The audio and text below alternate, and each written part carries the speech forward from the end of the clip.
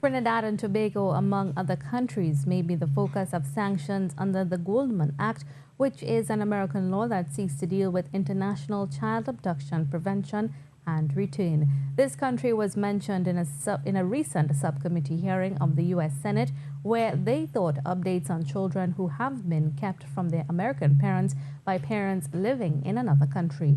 Maryland Representative Andrew Harris spoke about the hardship one of his constituents is going through due to his children being kept in Trinidad and Tobago. One of my constituents, Stanley Hunkovic, has been fighting for the repatriation of his children since 2011. It's a case, by the way, that's mentioned in your annual report. His children, Gabriel and Anastasia, are American citizens who were abducted by their mother, Leah, and they are currently wards of the state in Trinidad and Tobago. So the issue of noncompliance with orders is kind of rendered moot because they're actually wards of the state. Now, he's not been able to see or speak to them in years, and until very recently, the State Department could not even confirm the children's whereabouts, much less their well-being.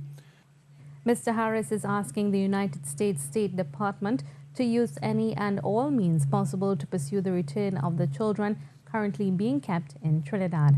Special Advisor for Children's Issues in the U.S. Department of State, Susan Lawrence, told the committee that they have had a cordial relationship with this country, but have still not been able to rescue the children from the state. She said sanctions are a last option to be considered. Joined the convention, and we have had a productive relationship with them, which of course does not take away from the pain that your constituent has expressed to you as he has worked through this very difficult situation. I absolutely will pledge to you that we do look at all the tools available. We will continue to consult with you. We will continue to consult with our interagency partners, with all of the stakeholders in the Department of State, and use the tools that are most appropriate to get the best result. And President of the Single Fathers Association, Rondell Fields, has called on government for an update in relation to this country's international child abduction prevention and return laws. His calls comes following a subcommittee hearing in the United States Senate where sanctions against Trinidad and Tobago were being brought for the country's unwillingness to return two U.S.-born parentally abducted children to the United States of America. There is a particular case that has been brought up for a number of years, over 7 years, where two children have been parentally abducted into Trinidad and Tobago.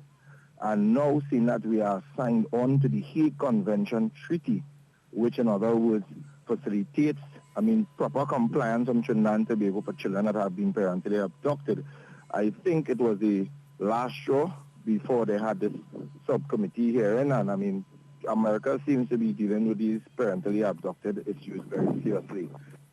Mr. Fields questioned the strategies put in place to address the child abduction prevention and return laws.